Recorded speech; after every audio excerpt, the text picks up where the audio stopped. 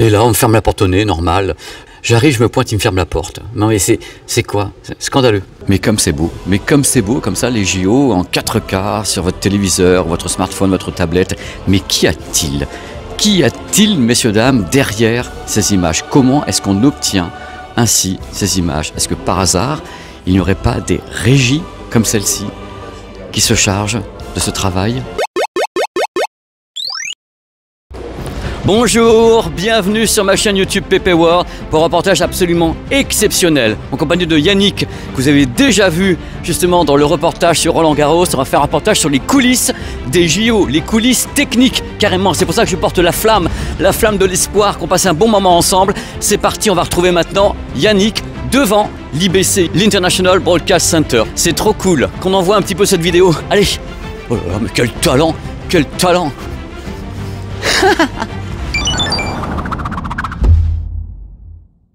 Bleu, bleu, bleu, le ciel est bleu. Oh, c'est magnifique. Si vous avez aimé la vidéo de Roland-Garros avec Yannick, on va retrouver Yannick dans quelques instants, et bien c'est encore plus fort parce qu'on va aller dans les coulisses techniques de la réalisation des JO, version régie, version ça, International Broadcast Center. Salut Yannick. Bonjour tout le monde. Vous le reconnaissez, il est là, vous l'avez adoré, il est de retour. He's back in town with revenge. Yannick, c'est merveilleux, tu vas bien? Eh oui, ça va et toi? Je suis tellement heureux de pouvoir faire ce reportage avec toi parce qu'on est au Bourget. Exactement, on est au Bourget à l'International Broadcast Center, ouais. On appellera IBC de temps en temps. Toute l'émission d'ailleurs. Toute l'émission. Et ici, c'est là où on va recevoir l'intégralité des signaux de production des sports, donc des Jeux Olympiques. Et ça va être une gare de triage énorme parce qu'ils vont réaliser plein d'opérations avant de les distribuer à nous. Donc tu vois Yannick, ce que j'aimerais dans cette vidéo, c'est qu'on puisse expliquer ce qui se passe depuis le moment où il y a l'athlète qui est sur un cours ou sur une piste ou n'importe où, et qu'est-ce qui se passe avec la captation, comment est-ce que c'est capté, où ça arrive ici, comment ça arrive jusqu'à chez vous, c'est ça qui m'intéresse.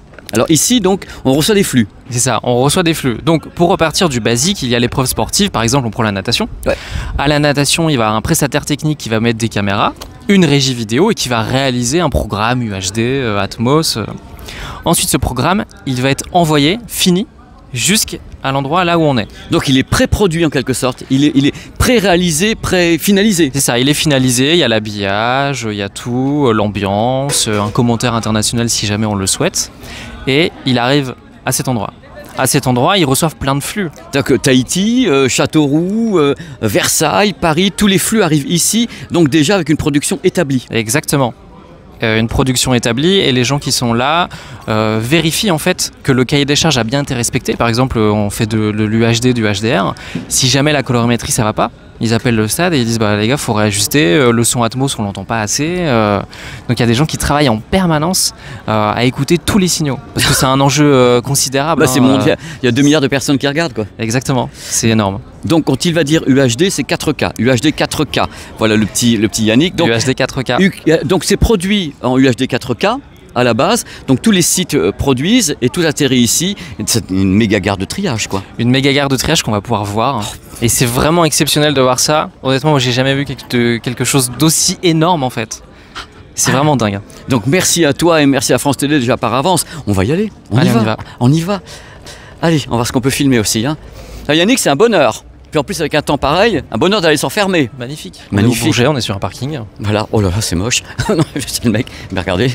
Donc on est dans les halls ici au Bourget d'OBS. Il y a carrément Carrefour qui s'est installé pour tout le personnel qui passe ici, qui travaille ici, mais c'est un hall de gare. Donc on va vous expliquer un peu comment ça fonctionne. Salon de beauté, service de blanchisserie, tout est prêt pour tous les personnels qui travaillent ici. Yannick, on fait durer le plaisir avant d'entrer directement dans les régies. Là c'est hall, c'est quoi? Alors dans chaque hall, tu vas retrouver les chaînes de télévision qui vont louer des espaces, qui vont récupérer les signaux et qui vont faire leur production. Donc potentiellement le plateau il va être dans Paris pour avoir une belle vue, mais la régie va être ici. Et ils vont envoyer les flux vers leur pays. Donc on résume, il y a des sites, les images arrivent, elles sont rebasculées vers chaque pays, tandis que du côté de France Télévisions, on est dans le même pays. On est dans le même pays, vous verrez ça tout à l'heure. Mais c'est flippant, c'est une dystopie quoi. C'est énorme, c'est gigantesque, c'est sans fin. Et on peut expliquer, avant qu'on atteigne l'endroit, la notion de hyper-sécurisation de l'endroit? Oui, hyper-sécurisation, bah, la police est partout. Voilà. C'est un centre stratégique et névralgique, tout arrive, tout repart. Et donc s'il y a le moins de problèmes ici, on bloque tout. Exactement. Il n'y a plus de diffusion, il n'y a plus rien. Et Donc c'est gardé de tous les côtés, il y a des policiers partout, il y a des CRS, parce que c'est comme un data center, comme on protège les data centers, de tous les problèmes éventuels qui seraient donc une intrusion, de la pluie, de la chaleur. Il y a double climatisation, double électricité, des groupes électrogènes, tout est prévu. Tout est prévu. Et c'est parfaitement éphémère, ça repartira à la fin des JO. Oui, c'est ça, ce qu'on ne dit pas, c'est qu'en fait c'était construit pendant les 2 dernières années, et qu'après les JO c'est démonté, ça va partir à Milan pour les prochains Jeux Olympiques. Yannick, c'est le moment, on est devant la porte et nous sommes devant OBS Tech. C'est là que tout commence. C'est là que tout commence, c'est là où les gens qui travaillent sur les Jeux Olympiques à l'IBC sont. Donc on a tous les postes de contrôle qu'on va vous montrer, on va tout vous détailler. Et vraiment c'est incroyable, personnellement je n'ai jamais vu quelque chose d'aussi énorme. Eh bien, dans tous les cas, j'espère que les gens sont prêts, sur des grands écrans ou des petits écrans ou des smartphones, à voir le centre névralgique des images et des sons que vous voyez sur vos téléviseurs ou partout. Donc moi je rentre, c'est religieux, je vais mettre une musique carrément avec de l'orgue et tout. Donc là nous sommes chez OBS, on commence par... Oh là là là là, mais c'est Cap Canaveral. Là on commence par quoi Yannick? Alors à cet endroit on a des opérateurs qui vont monitorer et traiter les sons des post-commentateurs. Quand on a une chaîne de télévision, on ne va pas aller poser à chaque endroit un post-com, donc c'est-à-dire un micro pour le présentateur, pour le journaliste. Donc on fait sous-traiter ça aux Jeux Olympiques, à OBS, et donc eux vont monitorer ce signal. Ce signal, il va ensuite être envoyé à France Télévisions, on va les récupérer, et c'est ce que vous allez entendre. En stéréo ou Dolby Atmos? En mono, là c'est juste une voix, c'est juste une voix. Là c'est une voix uniquement. C'est juste une voix, et c'est ce que vous allez entendre quand vous regardez un match et que quelqu'un commente. Donc là, il y a combien de langues? Parce que là, faut quand même qu'on dise aux gens, c'est vrai, ça a tous les pays du monde ici. Donc là, on récupère des voix en français, anglais, espagnol, japonais. Tout. C'est sans fin, c'est sans limite. S'il y a un diffuseur hongkongais qui veut mettre un journaliste, je sais pas, sur l'escrime, eh ben, il prend un post-com et il recevra le signal en hongkongais de son journaliste. C'est ouf. Jusqu'à son centre technique. D'accord. C'est dingue. Donc là-bas, on a des vues-mètres. Je pense que vues-mètres, c'est des trucs qui sont actifs. Donc là, je pense qu'il y a un superviseur. Et de l'autre côté, on gère tous les flux en fin de compte, de chaque journaliste, de chaque langue, chaque pays. Ouais, en fait, les gens là vont faire en sorte que la voix soit de bonne qualité. Parfois, on nous dit souvent oui, le micro, on n'entend pas bien. Et c'est juste qu'en fait, c'est pas quelque chose que nous on gère. C'est quelque chose qu'on fait prestater par ces personnes-là. Et parfois, il y a un petit délai dans le temps de modification de la voix, parce que nous on doit les appeler, on leur dit écoutez, regardez ce sport, l'audio il est pas bien, est-ce que vous pouvez ajuster, baisser le gain voilà. Et donc c'est les personnes qu'on voit derrière l'écran qui ont accès à distance pour tout modifier. Donc ils ont des collègues qui sont positionnés dans chaque stade, prêts à régler techniquement l'audio. C'est hyper important. Donc c'est des centaines, voire peut-être des milliers de micros dispersés dans toutes les épreuves. Ah oui. Et ça atterrit ici avec chacun sa langue, chaque pays, chaque chaîne de télé peut mettre un journaliste ici et ça sera géré après. Mais c'est du délire complet. Commentary Switching Center. Donc c'est le début, on a commencé par le son. Mais attention, les gens sont loin d'avoir tout vu, parce que là on est sur Multi-Channel Distribution Service. C'est gigantesque. Alors là, qu'est-ce qui se passe, mon petit Yannick? Alors ici, on a des opérateurs qui mettent des images toute la journée pour des chaînes olympiques. Il y a 2 catégories de repreneurs télé. Il y a des gros comme France Télé, NBC qui vont prendre toutes les images et qui vont ensuite faire tourner comme nous des régies, ce qu'on verra tout à l'heure. La petite tambouille quoi. La petite tambouille. Et il y a des gens qui ont un peu moins d'argent et qui donc récupèrent des chaînes qui sont fabriquées toute la journée. Donc ils créent une chaîne télé ici pour les gens qui n'ont, entre guillemets, il faut les pays ou les chaînes télé qui n'ont pas les moyens de France Télé ou autre. La chaîne est créée ici et les autres récupèrent le programme déjà préconçu. Ils récupèrent le programme préconçu et ils l'envoient tel quel en diffusion. Donc là, on fabrique un programme différent de celui que vous avez à France Télé. Exactement, parce que nous, à France Télévisions, on récupère l'intégralité des signaux. Voilà. Vous avez les 40, on verra tout à l'heure, les 40 flux qui arrivent et vous fabriquez votre tambouille. C'est ça, on en a même 55 qui sont récupérés, mais en totalité, il y a 82 signaux UHD qui sont produits par les Jeux Olympiques. 82. C'est du délire. Nous, on en récupère 55 parce que ce sont les 55 principaux. Et dans ces 55, les 55 sont en Atmos aussi. Atmos, 55 en Atmos, il y a plus de 80 flux en Ultra HD 4K, mais c'est gigantesque ce trafic. Alors, il y a un truc qui m'épate, et bien qu'on en parle ici tous les deux, quand on pense que ça, ce n'est pas à Paris, c'est au Bourget, c'est-à-dire qu'il faut des liaisons entre tous les sites et ce centre névralgique. En plus, les choses repartent dans l'autre sens, notamment à France Télé, on verra tout à l'heure, mais c'est une gestion absolument dingue, c'est un trafic de données absolument dingue, c'est étourdissant. Yannick, là c'est encore plus impressionnants. Le CDU, c'est quoi le CDU? Alors le CDU, c'est le trafic nodal des Jeux Olympiques. Alors nodal, c'est quoi? Alors c'est un centre où on récupère des images et où on les renvoie après traitement, après analyse, après validation. Il faut imaginer que les Jeux Olympiques, toute la journée, c'est plein de sports qui se passent en parallèle dans plein de sites différents. Donc il faut récupérer ces sports. Ils les récupèrent avec un chemin principal, mais aussi un chemin secours. Hein. C'est très sécurisé. Et une fois qu'ils ont validé la liaison, que le sport était conforme, que la qualité HDR était bonne, que la qualité audio était bonne, ils vont le mettre à disposition de nous, les repreneurs. C'est pour ça qu'on voit beaucoup plus de signaux sur la gauche, Ouais, parce qu'il y a des choses qui sont en cours de préparation et qui ne sont pas encore valides pour être diffusées. c'est dingue. C'est dingue, on voit aussi toutes les beauty cams, qui sont des très beaux plans de Paris qu'on peut passer pour illustrer. Ouais, elles sont prêtes et tout. Vous avez des mires parce que c'est pas encore en cours. Vous avez toutes les images qui sont donc ici, qui viennent de tous les sites avant le dispatch. Exactement. Tout est là, et on a des opérateurs, on peut voir sur leurs écrans, ils sont en train de monitorer l'audio, on voit tous les canaux Atmos, ils regardent Ouais. la colorimétrie. Donc là, on voit des gens qui sont en train de checker en temps réel, grâce à des outils. Ils checkent la qualité de l'audio, la qualité 4K HDR, tout est checké. On voit justement les vumètres qui s'agitent là parce que c'est le Dolby Atmos, on voit tous les canaux. Donc, mais c'est absolument étourdissant. Mais par contre, eux ne font pas de choix de telle caméra ou telle caméra. Eux, ils prennent tout. C'est ça. Le choix, en fait, il est fait au niveau du site de production. On l'a dit, il y a des caméras, il y a une régie vidéo, il y a un réalisateur qui est sur place. Le réalisateur, il travaille pour OBS. Souvent, les gens nous reprochent, France Télévisions, de ne pas passer, je sais pas, assez de français ou de mal réaliser. Mais en fait, nous, on récupère juste des signaux qui sont finis, prêts à être diffusés. C'est-à-dire qu'on rappelle que ce n'est pas France Télévisions qui tourne les JO. C'est-à-dire que vous récupérez tous les flux, après vous les rebasculez, on verra tout à l'heure justement directement à France Télé, mais c'est pas vous qui les tournez. Non, et de toute façon, ce serait impossible que France Télévisions le fasse. Il y a des sociétés de production, des sous-traitants du monde entier qui viennent se déplacer. Par exemple, si on va voir le judo, c'est des équipes qui viennent du Japon. Oui, c'est la NHK. C'est fou. C'est la NHK, on en parle tout à l'heure, c'est la NHK qui est là pour certains sites. Et je suppose qu'à Tahiti, c'est également des entités différentes. Exactement. Enfin, on engage une production mondiale avec des centaines d'intervenants et boîtes de prod. C'est ça, tout le monde travaille sur les Jeux Olympiques. Tout le monde. Tout le monde. Toute la profession, et là, on a l'arrivée de toutes les images. C'est étourdissant, Yannick. Moi, j'avais jamais vu ça. Moi non plus, j'ai jamais vu ça. Après, ils démontent, ils remontent. Quand il y a 3 ans, c'était à Tokyo. C'était exactement pareil. Ouais, c'est ça. C'était exactement pareil. Ensuite, ils ont tout démonté. Ils l'ont ramené ici en France. Ensuite, ils vont le démonter et ça va repartir à Milan pour les Jeux d'hiver. Et on a la chance de recevoir la cable cam du Trocadéro. Donc une caméra qui part de la Tour Eiffel jusqu'au Trocadéro qu'on reçoit en permanence. Avec des images qui sont absolument somptueuses. En parlant de c'est ahurissant, là, Yannick, c'est dingue ce qu'on voit. Tu peux nous expliquer? Il y a plus de 150 personnes qui sont devant des écrans et qui compulsent, a priori, ce que moi je vois des images, des moments forts. Qu'est-ce que c'est? Alors, ce sont des opérateurs qui vont analyser en temps réel le sport. Ils sont attribués, ils vont travailler sur un seul sport et ils vont scripter tout ce qui s'est passé pendant l'épreuve.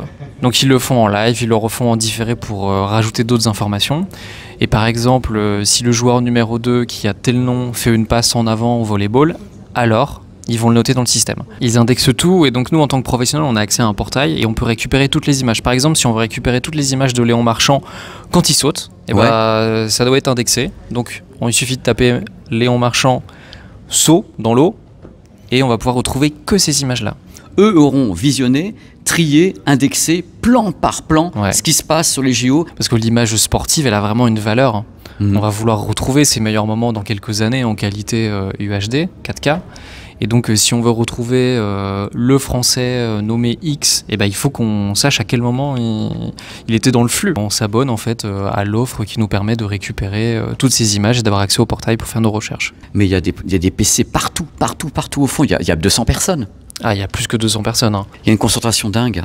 Les gens sont figés sur les écrans, en train de trouver les moments, les indexer. Enfin, c'est un check incroyable de chaque image des JO, de tous les sports. Tous les moments sont indexés ici, pour être retrouvés. C'est pour la postérité aussi, il n'y a pas que pour les médias, c'est pour dire ça a existé. Audio QC, c'est la cellule de validation du son en Atmos. Je ne peux pas trop filmer parce que si, on voit les enceintes en l'air. Elles sont là parce qu'il y a des reflets partout, tout est sous vitre, comme dans les radios ou les télés, on ne rentre pas. Ils sont en train de bosser, Donc il valide tout ce qui est en Dolby Atmos. Donc si je comprends bien, ce sont des prestataires. Vous êtes entre guillemets affilié à ces prestataires en tant que France Télévisions. Vous récupérez ce travail-là, vous récupérez en même temps tous les flux qui sont derrière nous, et à vous de gérer ça au mieux pour les diffusions au travers de vos 3 régies qu'on verra tout à l'heure et qui vont donc avoir le signal en HDR, 4K ou bien Full HD, Dolby Atmos ou stéréo. C'est ça.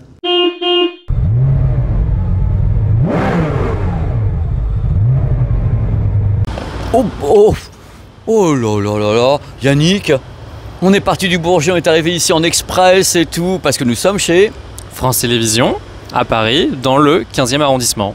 Voilà, et c'est ici que vous récupérez ce qu'on a vu avant. Exactement, ici on récupère tous les signaux des sports qui sont diffusés pour les Jeux Olympiques, on les traite et on les envoie dans nos régies de production pour être diffusés sur nos 3 antennes, France TV numérique, France 3 et France 2 UHD. Et bien justement, on va voir ça parce que les régies sont super impressionnantes. Allez hop, let's go, on y va.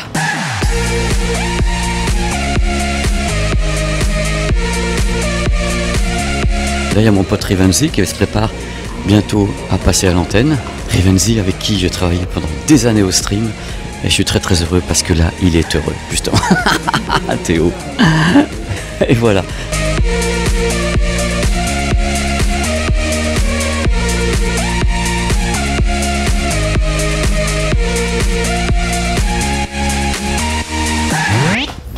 Oh, ça y est. Tu sais que j'en rêvais, Yannick. C'est vrai? Ouais, je rêvais de ça parce que tout à l'heure, tu nous en parlais depuis le Bourget en disant bon, les signaux arrivaient ici, mais là, on y est. Alors, j'ai une question à te poser. Là, on voit quelque chose avec tes collègues qui travaillent.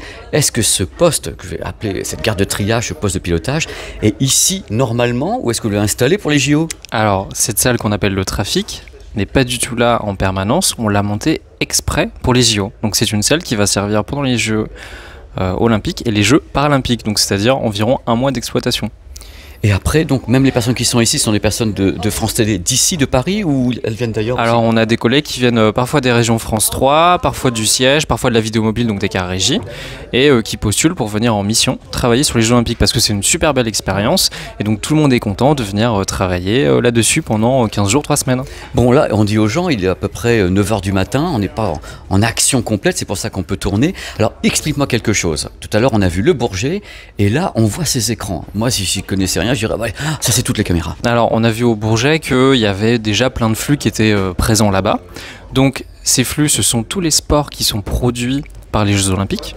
Et donc nous, on les reçoit et on va les mettre en forme pour les envoyer vers nos régies de production. Qu'est-ce que tu appelles mettre en forme? Parce que là, je vais partir. Oui, voilà. c'est là, vrai. il faut marquer UHD, HD, feed 3G. Qu'est-ce que c'est?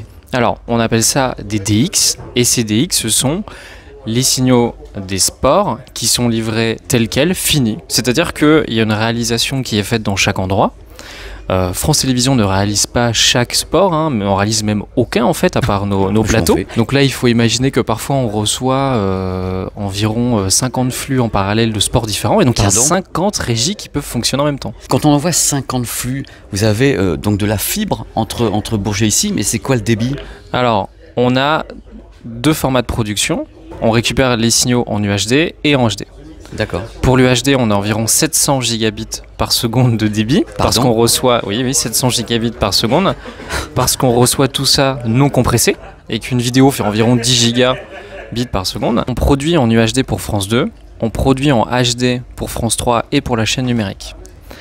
Donc on a déjà 2 formats de production, l'UHD et la HD. Si on regarde la dalle qui est à gauche et les dalles qui sont à droite, en fait on a la même chose, mais dans 2 qualités différentes. Une qualité UHD et une qualité HD. C'est ouf, en effet, ouais, ce sont des clones avec 2 types de signaux différents. Par exemple, tu vois le DX UHD 43. Donc ça, c'est ce sport en UHD, donc du volet. Et on a la même chose en HD. Il est là, en HD. Donc on en récupère 55 dans chaque déclinaison. Et on va en créer des feeds. Donc un feed, c'est une association de la vidéo du sport et des audios, de l'ambiance du stade, qu'on récupère en Atmos aussi. Et on va associer l'audio du post-commentateur. Donc dans chaque endroit, on a un post-com avec des journalistes qui vont parler et qui vont rajouter des commentaires. Au moment de la création du feed, donc là on passe de 55 à 30, donc on n'a plus que 30 flux qui sont créés en permanence. Donc là, le feed, c'est le final en quelque sorte, vous avez rassemblé les choses. C'est ça. On a tout rassemblé et c'est prêt à être envoyé vers les régies. Et donc là, tu vois que c'est écrit Feed 3G. Ouais. Parce qu'en fait, on a encore un format intermédiaire de Full HD. Non. Ici, pour les enregistrements, parce que tout ce qu'on a ici est enregistré. Mais comme ça coûte énormément de bandes passantes de tout enregistrer en UHD, on le fait dans un format encore intermédiaire. Donc on préserve le HDR en faisant du Full HD, mais on gagne en débit. D'accord.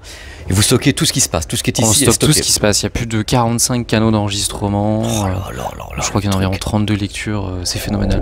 Justement, en parlant d'enregistrement, Yannick, voici les machines qui enregistrent, c'est ça? Exactement. Là, ce qu'on peut voir ici, marqué OVS, c'est la marque de l'enregistreur. Ce sont ces machines qui vont enregistrer tous les canaux et qui vont permettre de relire les images quand on en aura besoin. Donc les 45 flux. Ouais, environ. Oh là là là là. La capacité de stockage est délirante. C'est ça. Et c'est pour ça que on le fait que en HD, on le fait pas en UHD parce que le stockage est juste délirant. Il faut enregistrer toute la journée. Alors là, sur le moniteur Sony qui coûte pas cher, on est en live là, sur la Tour Eiffel. On est en live, ouais, c'est ça. Il doit se passer environ 100 millisecondes entre la prise des images et l'apparition sur l'écran. C'est dingue, ce moniteur est incroyable. Je crois qu'il coûte 35 000 €, mais je l'adore ce moniteur. Il est là. Bon, alors tu m'expliques ce que font un peu tes collègues ici? Alors là, c'est des collègues qui vont gérer la partie vidéo, qui vont associer les sources des Jeux Olympiques vers nos fameux feeds. Et ensuite, les régies vont piocher dans les feeds. Donc on a un conducteur de la journée, où Voilà. on sait à peu près ce qui va être produit.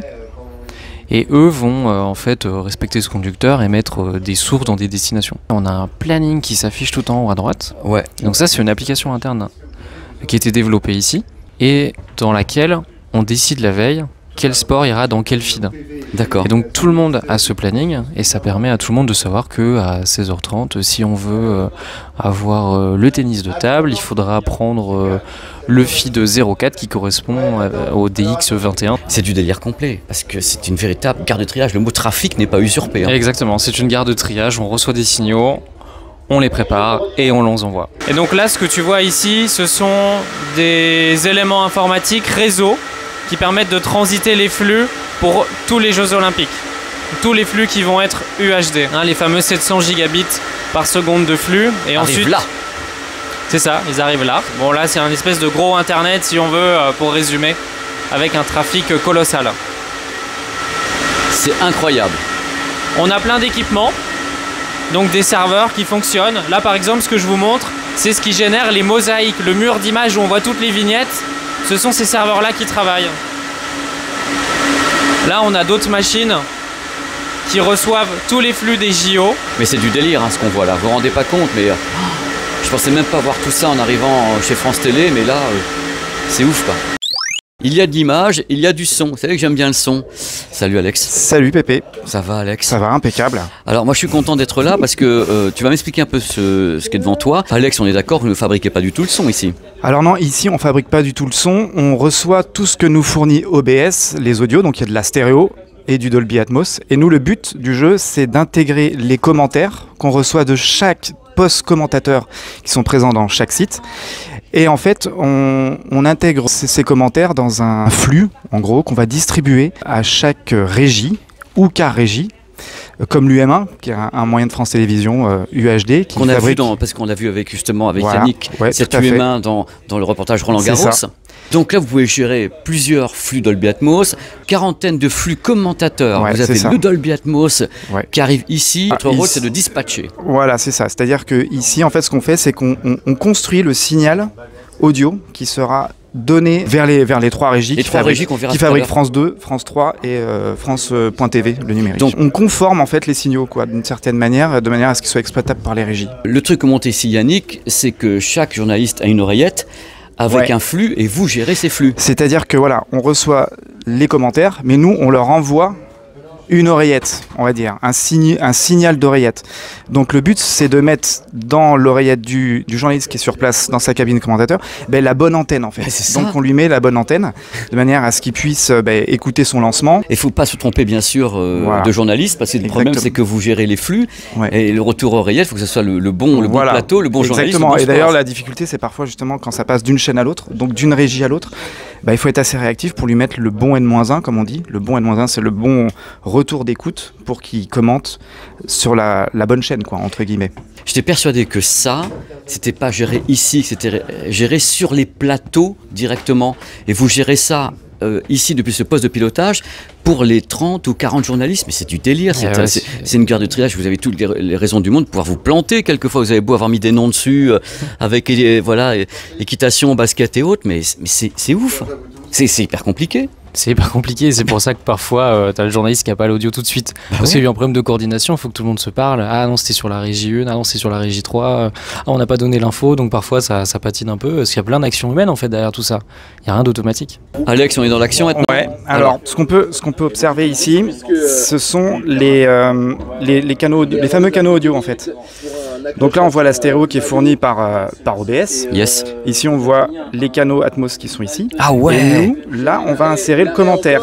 Voilà. Le commentaire qu'on va voir ici par exemple. Donc là on entend le commentaire du handball. Et donc ça c'est cette conformation-là qu'on va fournir du coup aux moyens techniques pour la fabrication. Donc c'est comme si vous aviez la base Atmos filée par OBS, vous rajoutez votre touche France Télévisions, vous mixez le tout et vous renvoyez. Voilà, et le tout est mixé par les moyens. Ici on fait pas de mixage en fait. Vraiment. Okay. Nous on fournit des canaux discrets, ce qu'on appelle, c'est du 1 à 1 quoi. Voilà. Des canaux séparés. Séparés, c'est pas mélangé ici. Mais c'est super génial. Merci Alex pour tout ce que tu as fait. Pas de souci. Beaucoup. Bah alors c'est Manu. C'est Manu qui veut pas se montrer, qui est là. L'initiateur du système, quand même. Voilà, rendons à César ce qui appartient à César. Exactement, ouais. C'est important. Merci. Quel superstar ce Yannick. Alors ici, on est dans un couloir incroyable. Qu'est-ce que c'est ? Eh oui, couloir incroyable parce qu'on a de ce côté 5 plateaux. Vous avez 4 régies, dont 2 qui servent pour les Jeux Olympiques, qui servent pour la chaîne numérique et France 3 en HD. Et comme on avait besoin de faire de l'UHD pour France 2, eh bien on a ajouté le carré JUM1 qui va être tout au bout. Celui qu'on connaît. Celui qu'on connaît, on va aller le voir. Mais avant qu'on y aille, est-ce qu'on utilise ces studios-là pour les JO ou est-ce que tout est ailleurs ? Alors on n'utilise pas ces studios-là pour les JO. On a 2 studios qui sont en remote production, donc production à distance, un au Trocadéro et un à la Villette. Par contre, ça arrive ici, via OBS et via tout ça. C'est ça, tout arrive ici et tout est fabriqué ici. Et on va voir l'UM1 ? Allez, on y va. Alors, l'UM1, franchement, c'est vrai que c'est le nom de code de ce car régie qui est très très célèbre. Hein. Je crois que c'est votre meilleur car régie, celui-là. C'est le plus grand, je crois que techniquement c'est le plus avancé. Ouais. Ça veut dire unité mobile numéro 1 d'ailleurs. Hein. On n'a jamais dit ce que ça voulait dire, UM1. Mais non, je viens de l'apprendre. Pour l'UM1, le numéro 1. Allez, on y va Yannick, allez. Il est où Il est où ce car régie incroyable ? Il est là. Il est là. Vite. Mais non. L'UM1 qui est là, devant France Télé. Donc c'est un car régie, Dolby Atmos, HDR, 4K. Et la totale. Donc vous avez la vidéo sur la chaîne avec Yannick justement. Et donc vous l'avez installé dans la cour ici. Et ça, en fait on a un emplacement depuis toujours pour ramener des cars régie si jamais on fait des travaux dans une régie ou qu'on n'a pas assez de régie. Et lui, il reçoit les signaux qui viennent du trafic aussi. C'est ça, on l'a connecté avec de la fibre optique, et donc il reçoit tous ces signaux UHD en IP. Et il les envoie où, celui-ci ? Sur quel vecteur après ? Alors, ça part sur France 2 HD, mais surtout sur France 2 UHD, car grâce avec ce car régie, on arrive à produire une émission totalement native UHD, et donc c'est grâce à ce moyen que vous pouvez avoir les sports dans une qualité vraiment exceptionnelle d'un point de vue vidéo, mais aussi d'un point de vue audio. On parle un petit peu dans le cas régie UM1 de la TNT, parce que vous êtes intervenant sur la TNT. La TNT 4K est gérée où ? Ici, balancée par la Tour Eiffel, ça se passe comment ? Alors la TNT 4K, ce qui se passe, c'est qu'on sort du cas régie, les signaux arrivent dans ce qu'on appelle un centre de diffusion et d'échange, qu'on ne verra pas pour des raisons de confidentialité. Et une fois que ce signal sort de ce centre de diffusion, il est encodé. Il est encodé dans un débit très inférieur à celui de la production et on l'envoie sur la TNT. Donc quand on l'envoie sur la TNT, ça veut dire sur la Tour Eiffel, mais aussi sur plein d'émetteurs en France parce que je crois qu'on a entre 65% et 70% des Français qui peuvent recevoir France 2 UHD via la TNT. Et donc c'est une façon d'avoir une image de haute qualité sans se soucier d'un engorgement de streaming. C'est ça. La TNT, ça peut être un émetteur pour 70 millions de personnes, on s'en fout. Exactement, et surtout c'est gratuit. Et il n'y a pas que la TNT, hein. Il y a aussi les box internet. Vous pouvez retrouver la chaîne sur Free, SFR, Canal, etc., etc. Donc là c'est du 4K natif qu'on a. C'est ça, on diffuse le Stade de France en 4K natif. La plus belle des qualités. C'est beau, hein. Sans oublier le son. Dolby Atmos. Exactement. C'est dommage, l'image est floue, mais... Oui, c'est ça. Les mecs, on veut faire un truc sympa. Ah bah là, bah voilà, ça y est, là c'est net. Et ce qui est fou, c'est qu'on te voit regarder un téléviseur classique en public, un Panasonic, tandis qu'ici, on est directement dans la salle de trafic avant que ça parte vers les régies. Donc on a un truc de folie, quoi. Et oui, il faut qu'on se rende compte de ce que le téléspectateur voit. Donc le mieux, c'est d'avoir une télé grand public et d'avoir le vrai résultat. Ouais, c'est le résultat que les gens peuvent avoir chez eux. Exactement. Yannick, ça a été un régal. Merci, mais merci 1 milliard de fois de ce que tu nous as permis de faire. C'est un cadeau, hein. Un beau cadeau peut-être?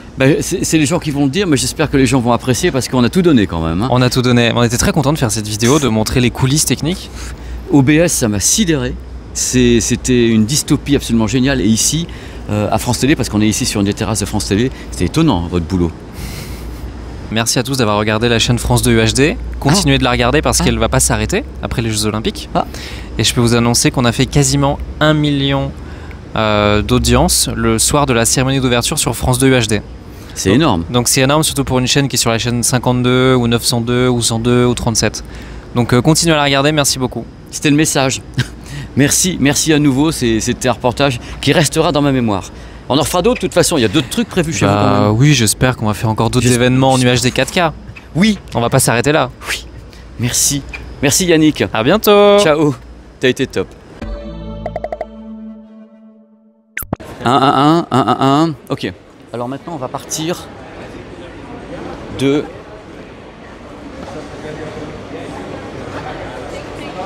tu sais, welcome et tout. Non, on marque Paris derrière. Entre les deux panneaux. Tu restes où tu es. Là maintenant, tu restes où tu es.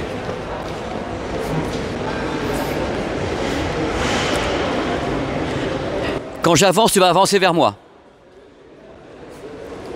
Bonjour, bienvenue sur ma chaîne YouTube PP World. J'ai malheureusement pas le droit de filmer, mais je suis allé voir justement le 8K Theater et il y avait des images filmées en 8K de certaines manifestations. C'était à tomber par terre, hein. C'est absolument fabuleux. L'écran, il doit faire 10 mètres dedans. Et c'était dingue de définition, mais c'est uniquement la NHK pour la NHK. C'est-à-dire que eux, ils produisent de façon presque indépendante ici en 8K avec leur caméra pour leur diffusion. Ce n'est pas pour le reste des chaînes télé. Donc c'est le problème. Donc Yannick, avant qu'on rentre, il y a des stands ici. Il y a un stand Intel, un stand Olympics. C'est dingue, c'est des partenaires des Jeux Olympiques qui sont ici, des prestataires techniques qui montrent leur savoir-faire. Exactement, il y a beaucoup d'innovations sur ces JO et c'est grâce à ces partenaires qui peuvent le faire. Et les Jeux Olympiques innovent chaque année, enfin chaque Olympiade, pardon, et ils montrent ce qu'ils ont fait en plus. Alors là, on n'est pas dans la curiosité touristique, mais presque. Alors figurez-vous que Intel est ici. Ils ont un stand. Et eux, ils travaillent sur la définition 8K. Vous savez, le 8K, ça fait longtemps qu'on en avait parlé. On s'est dit, voilà, la définition 8K. On a parlé à Roland Garros il y a 5 ans, et tout, on en parlait moins. Et eux, ils font encore des tentatives sur le 8K. C'est-à-dire que là, en effet, OBS, où nous sommes, peut produire directement en 8K. Eux, ils le font en circuit fermé. C'est-à-dire qu'ils prennent le flux 8K des JO, parce qu'il existe. Il y a beaucoup de caméras 8K qui sont placées partout. Et ils le dispatchent dans 8 points dans le monde, qui sont ici. Mais c'est en circuit fermé, ça, c'est pas pour le public. Donc on est encore sur des sortes de démos en quelque sorte. Et ça m'ennuie parce que ça fait des années que je vous en ai parlé, on avait fait un truc il y a 5 ans sur Roland Garros, ça avait été un petit peu abandonné et eux, ils remettent une couche, on ne sait pas où ça va. C'est ça le truc, mais on peut le faire, vous le savez, n'importe comment. Donc pour la 5G, pour tout ça, on a du 8K. Là, vous avez devant une baie avec un encodeur, décodeur, et on a ici un enregistreur. Là, c'est l'endroit stratégique de ce stand qui travaille donc en 8K sous l'égide de Intel. Voilà. Je reviens dessus, je continue à dire et à penser que ça patine. Ça patine de tous les côtés parce que les gens considèrent à juste titre que le 4K est suffisant. Là, ils peuvent travailler en HDR, 8K, 60 images par seconde. Donc c'est du délire, c'est un flux qui est gigantesque. Mais c'est faisable. Cet endroit est vraiment une dystopie. C'est à la limite flippant. On sait que tout est là, les serveurs, tout. Regardez un petit peu pour refroidir, pour climatiser. Et regardez la taille. Et ici, vous avez la Rai Sport, donc l'Italie. Donc toutes les chaînes télé ont pris des espaces ici, dans cet endroit absolument dingue, au Bourget, et ont leur plateau télé, leurs journalistes, ils font des lives, ils utilisent les images fournies par partout OBS, et là, la Chine, il y a Warner derrière, il y a plein de gens qui sont là, il doit y avoir la NBC. C'est fou de pouvoir voir un truc pareil, et je remercie à nouveau chaleureusement les équipes de France Télé et Yannick et tout le monde pour la possibilité de faire ça, c'est rarissime. Rarissime. Pour information, ça c'est la cantine de NBC. Ils ont leur propre cantine, les Américains, la chaîne NBC. Ils sont entre 1000 et 2000 sur le site. Alors DX, c'est Distribution Exchange. Voilà, c'est pour envoyer, s'échanger, c'est beau. Et cette régie quand même, absolument fabuleuse. Mais improvisée, c'est comme une régie éphémère qui a été créée pour les JO uniquement et qui va disparaître juste après. C'est dingue. Ils peuvent faire ça en éphémère, quoi. Bonjour l'ambiance.